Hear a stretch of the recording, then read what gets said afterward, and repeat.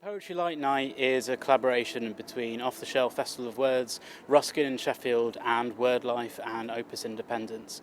It's a celebration really of John Ruskin, who was kind of a celebrated writer, philanthropist, social thinker, and he was particularly active here in Sheffield.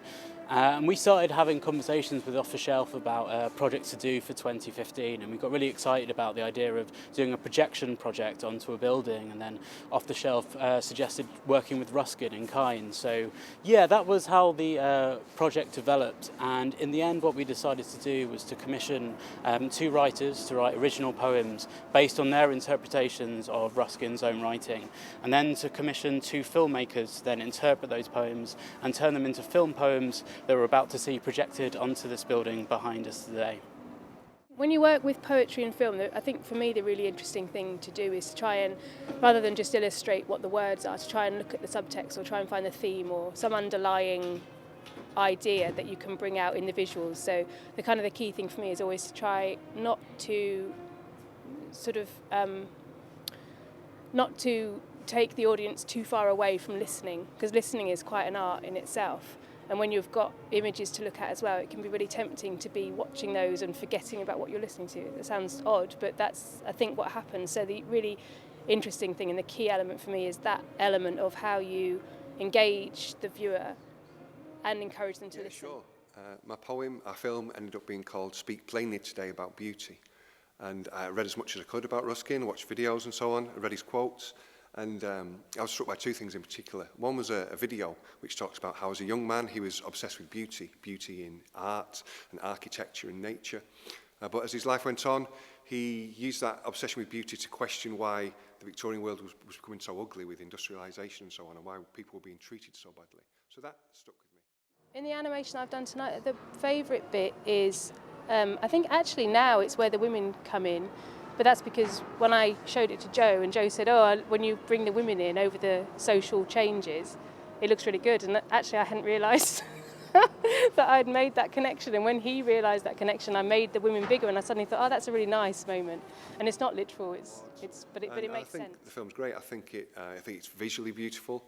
I think it serves the poem really well.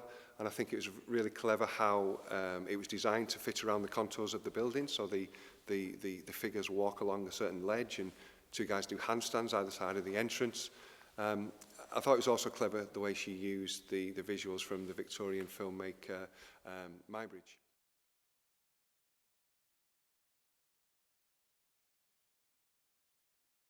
John Ruskin said, "The greatest thing a human soul ever does in this world is to see something and tell what it saw in a plain way. To see clearly is poetry, prophecy, and religion all in one. Wake, thankfully. Stand, humbly. Walk, slowly. Travel widely. Read avidly. See clearly. Speak plainly. Ask simply. Answer truthfully. Dream endlessly. Plan steadily. Learn naturally. Live hopefully. Love absolutely. Fight fearlessly. But go softly. Tread gently. Touch lightly. Treat fairly. Teach constantly. Inspire deeply. To make soulfully. Craft passionately. Create wholeheartedly. To think morally. Act responsibly. Work collectively. To build gracefully. Change socially, politically, and economically. To be gloriously, magnificently, joyously, honestly, locally, globally, universally, eternally, divinely, sublimely, beautiful. We can. Speak plainly today about beauty.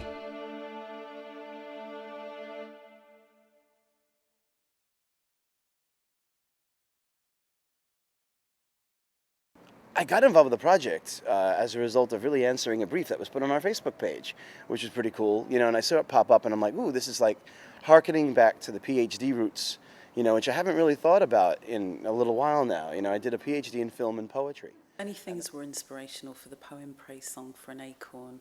I think particularly I became fascinated by Ruskin's obsession with things in miniature. I would describe him as a miniaturist.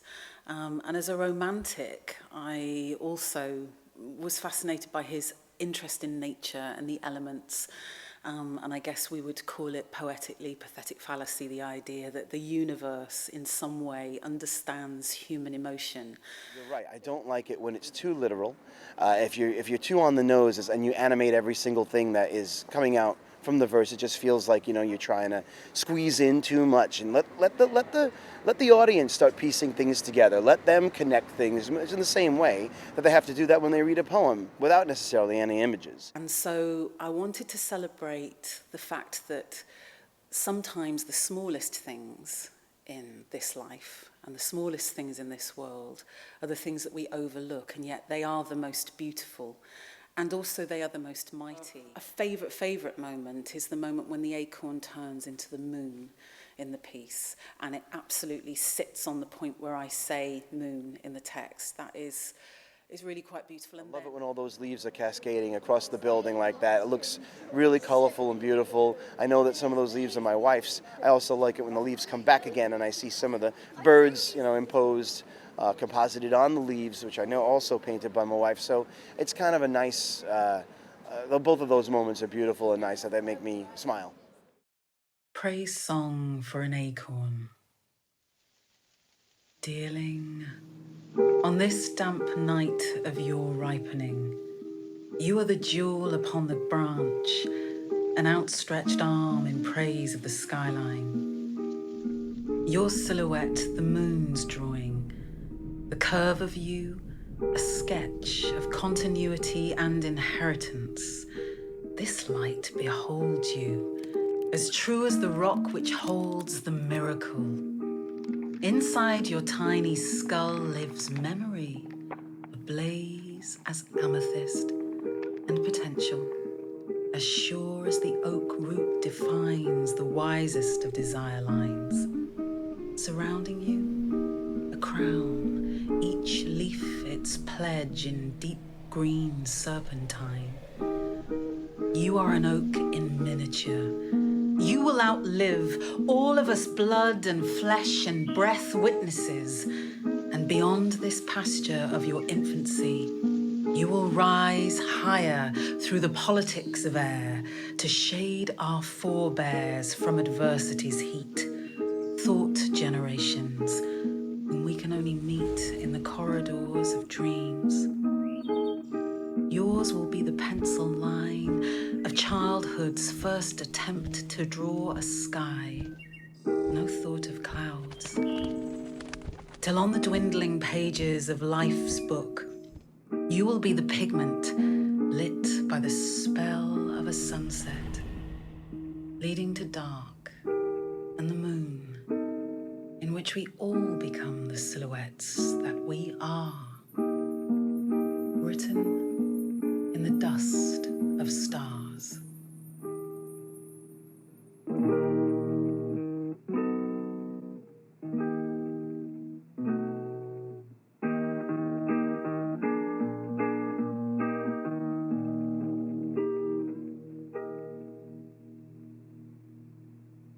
I hope Ruskin would enjoy both of the films. My aim was to try and do justice to his teachings and to speak about them plainly. He was a man obsessed with beauty, and I think we've made two beautiful films here, and hopefully you'll be proud of them. I think what he'd like about my projection is the way that he works with the idea of simplicity and beauty and being true to yourself. And I think Muybridge, which is what I've used to sort of do the animation, is working with simplicity and the kind of you add on more and more and something becomes more complex and interesting. No idea what Ruskin would make of the poem film if he were alive today. I mean, I hope all these decades after his death, that there would be something of him, in him, that was humbled at the fact that writers in the 21st century are being inspired by his work, and not just writers but animators and filmmakers are celebrating his work and his life through their artistry.